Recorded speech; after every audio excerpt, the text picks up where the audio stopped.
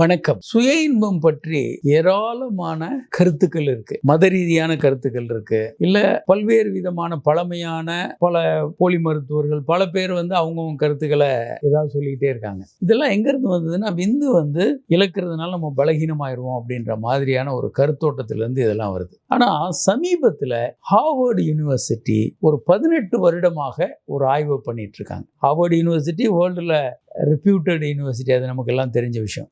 கிட்டத்தட்ட 1925 நபர்களை வச்சு தொடர்ச்சியாக 18 வருடம் ஆய்வுகள் பண்ணி ஆய்வுகளை வெளியிட்டிருக்காங்க. வந்த journal European journal of urology. இது ரொம்ப ரெப்யூட்டட் ஜேர்னல் வேர்ல்டுல. இவங்க என்ன ஒரு முடிவுக்கு வந்திருக்காங்க அப்படின்னா, வயதானவர்கள் ஒரு 50 வயதுக்கு மேற்பட்டவர்கள் சுய இன்பம் பண்றதுனால கெடுதலா நல்லதான்னு பார்த்துருக்காங்க. 18 வருடம் ஆய்வுகள் தொடர்ச்சியா. அப்போ சுய இன்பம் பண்ணும்போது கேன்சர், புராஸ்டேட்ல வரக்கூடிய கேன்சர் வெகுவாக குறைகிறதுன்னு எவ்வித சந்தேகமும் இல்லாம நிரூபிக்கப்பட்டிருக்கு. ஏன்னா புராஸ்டேட்ல ரொம்ப ஹார்டான சில கெமிக்கல்ஸ் உற்பத்தி ஆகிக்கிட்டு இருக்கு. அதை நீங்க வெளியேற்றிக்கிட்டே இருக்கும்போது அங்க அந்த டேமேஜஸ், டிஷ்யூல வர இன்ஃப்ளமேஷன் டேமேஜஸ் எல்லாம் கம்மியாகி கேன்சர் வர்றதுக்கான வாய்ப்புகள் வெகுவாக குறையுதுன்னு இப்போ நிரூபிக்கப்பட்டிருக்கு. இந்த ஆய்வுல எத்தனை முறை ஒரு மாதத்திற்கு சுய இன்பம் பண்ணலாம், இல்லை செக்ஸ் பண்ணலாம், இல்லை விந்து வெளியேற்றுறது எல்லாத்தையும் சேர்த்து சுய இன்பம் பண்ணுறது, விந்து வெளியேற்றுறது தான் கணக்கு. சுய இன்பம், செக்ஸு, இல்லை தூக்கத்தில் விந்து வெளியேறது எல்லாத்தையும் சேர்த்து ஒரு 21 முறை ஒரு மாதத்தில் அப்படின்னா நமக்கெல்லாம் ரொம்ப அதிகமாக வரும். ஒரு வாரத்துக்கு 5 முறை விந்து வெளியேற்றினீங்கன்னா புராஸ்டேட் கேன்சர் வரக்கூடிய வாய்ப்பு வெகுவாக குறைகிறதுன்னு கண்டுபிடிச்சிருக்காங்க. அப்போ இது ரொம்ப முக்கியமான ஆய்வு, மிகப்பெரிய ஆய்வு. வயதானவர்கள் நாம என்ன நினைச்சுக்கிட்டு இருக்கோம், வயதானவங்களுக்கெல்லாம் சிவனன்னு ஓரமா ஒதுங்கிருங்கன்றோம். ஆனா செக்ஸில் ஈடுபடுறதுனால இவங்க ஆயுளை அதிகமாக்கலாம், கேன்சர் வராமல் தடுக்கலாம். கேன்சரை தடுப்பு மருந்தாக யூஸ் பண்ணலாம். கேன்சருக்கான தடுப்பு மருந்தாக ஒன்று செக்ஸ் பண்ணுங்க, அல்லது சில நேரங்களில் இன்னொரு குழப்பம் வரும் இவங்களுக்கு. வயசானப்புறம் இது மாதிரி பண்ணலாமா அப்படின்ற ஒரு நெறி முறைகளோட வர்ற மோதல். இரண்டாவது, மனைவிக்கு எதிரானது. வெளியே நம்ம சுய இன்பம் பண்றது மனைவிக்கு பண்ற ஒரு தவறு இல்லையா அப்படின்ற மாதிரி இல்லை. நீங்க செக்ஸ் நிறைய பண்ணுங்க, அப்படி கொஞ்சம் பண்ண வாய்ப்புகள் குறையும் போது சுய இன்பம் பண்ணிக்கோங்க. ஒவ்வொரு வாரமும் கரெக்டாக 5 முறை பண்ணுவோம் அப்படி இல்லை, சரி ஒரு தோராயமாக வாரத்துக்கு 5 முறைன்ற லெவலுக்கு பண்ணுங்க அப்படின்னு அவங்க சொல்றாங்க.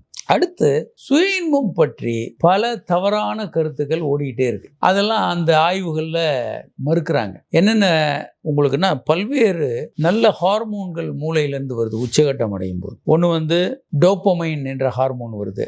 டோப்பமைன் டோப்புன்னு நம்ம சொல்கிறோம், ஒரு போதை பொருட்களையே யூஸ் பண்ணுறோம், அதில் வர த்ரில் எக்ஸைட்டேஷனுக்கு. அதே மாதிரி டோப்பமைன், அது இந்த டோப்பமைன்ற வார்த்தையிலேருந்து தான் அந்த டோப்புன்ற வார்த்தை வந்தது. அது உங்களுக்கு த்ரில் எக்ஸைட்டேஷன் கொடுக்குது. அதனால தான் செக்ஸ்லையும் நீங்கள் ஆர்வமாக ஈடுபடுறீங்க. இரண்டாவது, ஆக்சிடோசின், ஒரு நெருக்கத்தை. குழந்தைக்கும் தாய்க்கும் ஏன் அவ்வளவு நெருக்கம் வருது? மிருகங்களில் கூட விலங்குகள் குட்டியை விட்டு தராது, அதுக்காக போராடும் உயிர் கொடுத்து. அப்போ அந்த ஒரு பந்தத்தை ஏற்படுத்துறது ஆக்சிடோசின். அதே மாதிரி செரட்டோனின், ஒரு சந்தோஷத்தை கொடுக்கக்கூடிய ஒரு விதமான ஹார்மோன். அது என்டார்பின், மார்பின், பிரெயின்ல இருந்து சுரக்கக்கூடிய மார்பின் போன்ற ஒரு பொருளுக்கு பேர் என்டார்பின். எண்டோஜீனஸ் மார்பின், என்டார்பின். இது உங்களுக்கு உடம்புல இருக்க உபாதிகள் எல்லாம் குறைச்சிரும். நீங்க முட்டி வலிக்குது, தலை வலிக்குது, கை கால் குடைச்சல் இருக்குன்னா நீங்க சுய இன்பம் பண்ணீங்கன்னா இதெல்லாம் குறையும். இன்னும் சொல்ல போனா, உங்களுக்கு ரொம்ப கோபமா இருக்கு, வருத்தமா இருக்கு, நெகட்டிவா திங்கிங் இருக்குன்னா மாஸ்டர்பேட் பண்ணீங்கன்னா அந்த உணர்வுகள் குறைஞ்சிறத பார்க்க முடியும். அதனால எண்டோஜினஸ் மார்பின் இது சுரக்கிறதுனால பாடியில பெயின் இருக்கிறது குறையும். அடுத்து புரலாக்டின்ற ஹார்மோனும் கொஞ்சம் அதிகமாகுது. பல்வேறு விதமான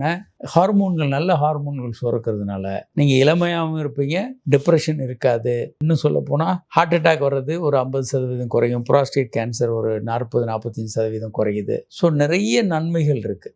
டிப்ரெஷன் வராது, தற்கொலை எண்ணங்கள் வராது. இப்படி ஏராளமான IgA ஆன்டிபாடிஸ் அதிகமாகிறதுனால நோய்கள் வருவது குறையும். இப்படி ஏராளமான ஆய்வுகள் இந்த இந்த ஜேர்னல்ல இருந்து நம்ம பார்க்க முடியுது. அதனால சுய இன்பம் தவறு அப்படின்ற எண்ணங்களை இப்போ இது மிகப்பெரிய அளவுக்கு மாற்றி இருக்கு. ஏன்னா திரும்ப திரும்ப திரும்ப பழைய போலி மருத்துவர்களும் இல்லை சில நேரங்களில் ரிலீஜியஸ் காரணங்களுக்காகவும் இந்த மாதிரி முன்வைக்கப்படுது. ஆனால் இதையெல்லாம் இப்போ இந்த ஆய்வுகள் உடை தெரிஞ்சது. இல்லை, நீங்கள் செக்ஸ் பண்ணுங்க, அதுவும் நிறைய பண்ணுங்கன்றது தான்.